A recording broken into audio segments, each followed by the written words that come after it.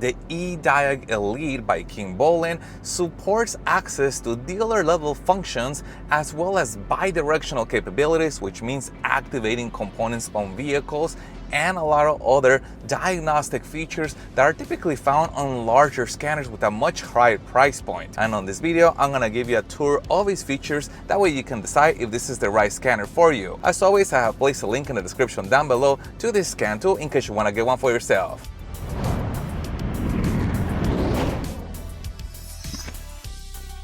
And a couple basic things you should know about this scanner is that this is going to be compatible with vehicles that have an OBD2 port, basically vehicles that were built after 1996. If you have a vehicle that's older than that, it is possible that it may not have that port and this scanner is not going to be able to interface to it. The second thing is that this scanner is for normal vehicles that run on 12 volts. If you have a vehicle that's a heavy-duty vehicle that runs on 24 volts, this scanner is not going to work for you. Again, this is only for normal vehicles that run on 12 volts. But now let's take a look at the scanner itself, and the first thing you'll notice is that they included a carry case, something that I really like, especially at this price point. I normally don't see this, especially with scanners this small. They typically don't include a case, and this is a great idea. That way I can just toss this in the glove box and carry this with me everywhere I go. The scanner itself has a nice, fairly elegant finish, and it has an indicator light right here to let us know the status of it. And the app is called EDIAG and has a nice, simple to use interface.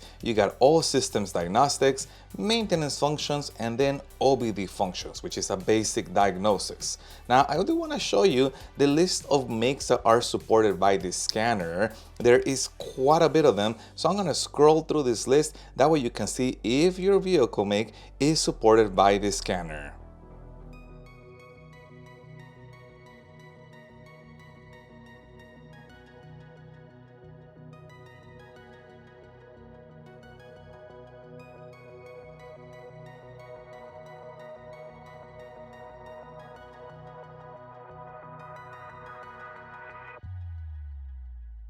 The other thing you'll notice is these download icons, and the reason for that is that if this were to download all the software to your phone at once, it's going to take a lot of memory, so you can be selective about what brands you need and select only those for download. You can always add more later, either before you go to scan the vehicle or right when you're scanning the vehicle. That way you don't end up downloading brands that you may not actually diagnose and then just take up space on your phone. And before we move over to the vehicle to see the all systems diagnostics, I do want to show you the maintenance functions. That way you can see if the service function you need is included. You get oil maintenance reset, immobilizer reset, electronic throttle relearn, ABS bleeding, brake reset, DPF regen, TPMS reset, steering angle reset, injector coating, gearbox relearn, battery matching, EGR adaptation, sunroof initialization, air level calibration, which is for suspension,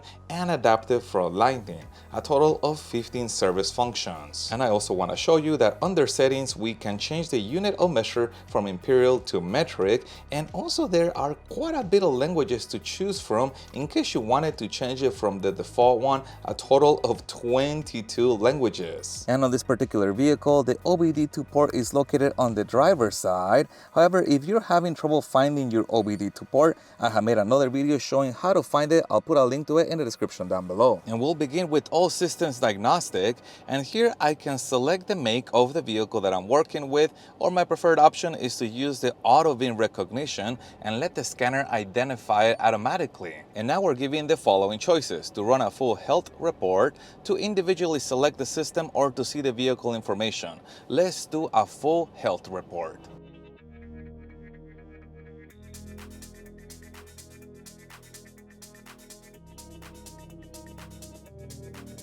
And as you can see, the scanner has found 4 systems with issues. The TPMS, which is the tire pressure monitoring system, has 4 DTCs recorded.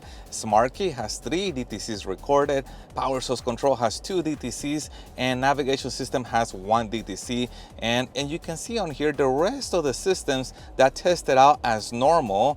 You can see how many systems this particular vehicle is equipped with. Now there's a couple of things we can do on here. We can tap on that system and it's going to give you what the system does. In this case, this talks about the tire pressure. And then if you go in here into reading the fault codes, you can see the actual details. In this case, for those 4 DTCs, you can see the number and the description of it. Now you could choose to erase the codes, but I don't recommend you erase the codes unless the issue has been fixed. However, you could also do this. You can search information for the code. If you don't know what it is, it will Google that for you. But let's take a look at one more. Let's go inside of navigation system. That tells you is for the navigation system. And again, if I tap read the fault code, it tells you what the code is. And again, you could choose to clear it, but I'm not gonna do that. Now, if you wanted to clear several of them at the same time, here's where you can use this option. But once again, I don't recommend you do this unless the issues have been fixed. Now, the other cool thing is that you can run a report, basically a summary of the issues that were found. And here's a preview of that report. You can see that it lists the issues that were found,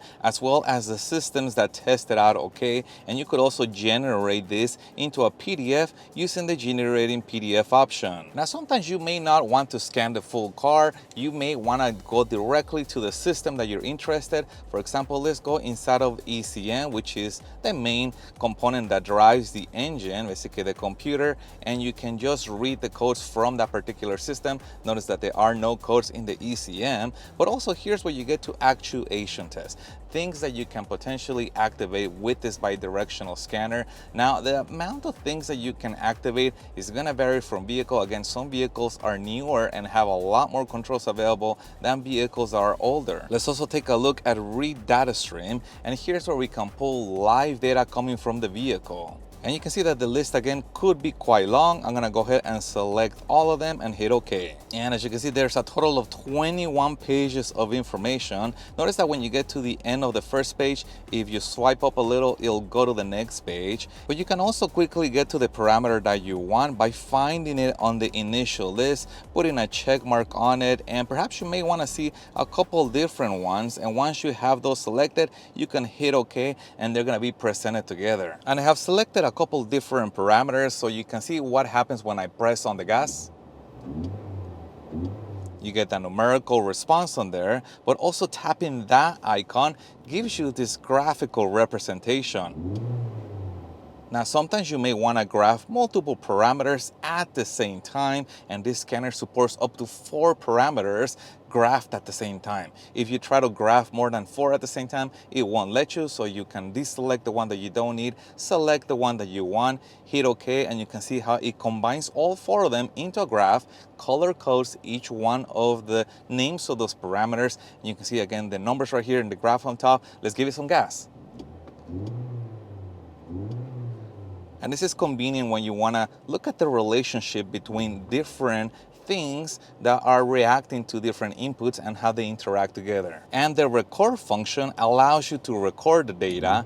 That way you can review that later. Now, if for some reason you have a vehicle that is not supported by the scanner, for example, this vehicle right here is not a common vehicle, you could still diagnose it using the obd-II function instead of the all scan option. And this is what obd-II diagnostics allows us to access. Even though this vehicle is not supported by the scanner, we can check emissions readiness testing, read live data from it, freeze frame information, and read fault codes from there, clear the fault codes, which will clear the check engine light, and a couple more options. And I'm gonna go inside of live data and I'm gonna select all of them.